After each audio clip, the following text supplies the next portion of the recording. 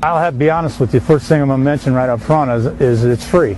I like this service when it's free because, you know, you can tie up a lot of money in different services, and from experience I found out that sometimes you can pay a lot of money and you may not be getting that much out of it.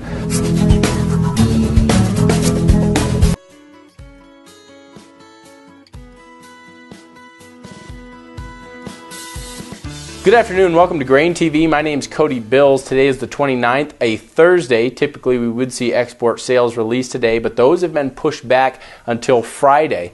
Today we did get ethanol numbers out, but before we get into those, let's just take a look at where the market closed. Corn down 2.25 cents. Soybeans a little bit higher on the day, only closing up 1 cent after trying to extend the gains that we saw yesterday earlier on in the session. Was unable to do so, finishing up only a penny higher here. Wheat moving lower again.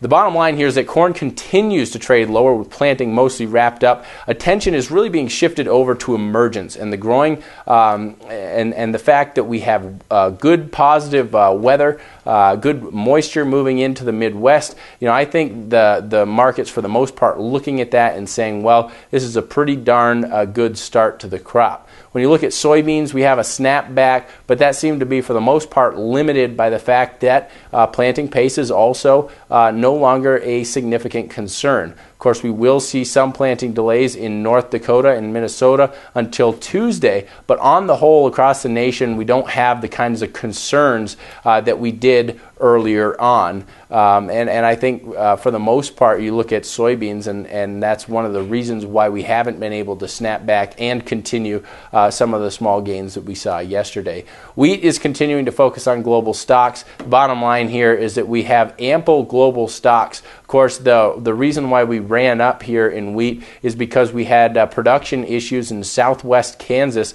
With those for the most part baked into the pie, you look at the overall supplies of wheat across the global market, and it looks as though there's ample wheat. A lot of the production shortfalls that we'll see here in the U.S. are going to be offset by higher beginning stocks here in Europe. So the bottom line here, there's plenty of wheat on the U.S. market or on the global market, and really the prices that we've seen in wheat have, with them having rallied significantly, it really priced out U.S. wheat on the market. So U.S. wheat prices moving back in alignment with trying to get more and more competitive, really still unable to be competitive on the global market.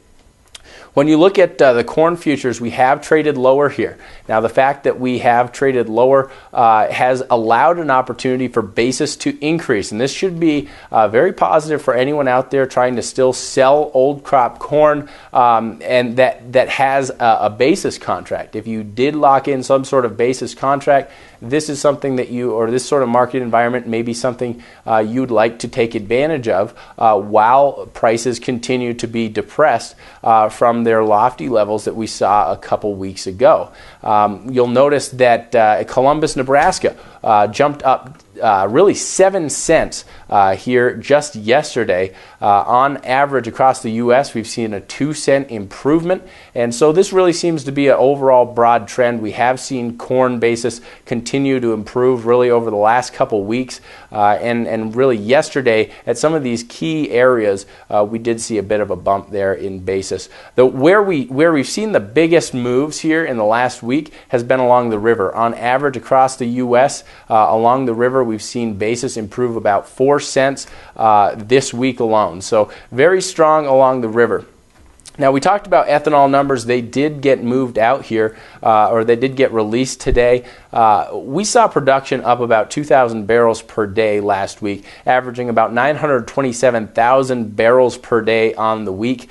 We have seen ethanol basis improve about 2.5 cents. It's nowhere near the strength that we're seeing along the river, but it is a nice bump there for ethanol basis. Now, basis crush margins or ethanol crush margins have been relatively low here, averaging about $3 per bushel in eastern Iowa last week. We're expecting crush margins to be finding a bottom here around $3 per bushel. One last thing to talk about is export sales. Of course, that was supposed to be released here today, but it will be released here tomorrow. Expectations there for wheat for the old crop is between 0 and 200,000 metric tons. For new crop, we're seeing expectations between 200 and 400,000 metric tons. For corn, we're seeing old crop expectations between 300 and 500,000 metric tons. For new crop, between 150 to 350,000 metric tons. And soybeans. Now, this is the area where I think we could see this news come out tomorrow. I think this could drive the market a bit. We've been expecting to see cancellations. We really haven't seen a significant amount of cancellations out of soybeans here. Expectations for old crop is anywhere from cancellations of 100,000 metric tons to additional sales of 100,000 metric tons. So if we come in on the high side of that, we need to see cancellations here for soybeans to get more in line with what the USDA is currently projecting. If we don't get cancellations and we do in fact book more sales for the old crop, we may end up seeing a situation where the USDA has to revise their forecast, and that would be another bullish scenario here for soybeans. On the new crop, expectations for sales there for soybeans between 500 and 700,000 metric tons.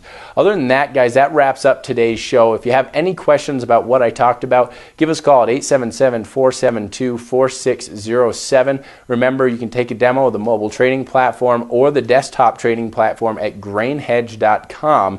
Just put your name, your email number, and your phone number in the top left-hand corner, and of course we'll get in touch with you, make sure that you feel comfortable with the platform, both downloading it and customizing it to your own trading styles. Thanks a lot for tuning in, and we'll see you here Friday for the weekly wrap-up.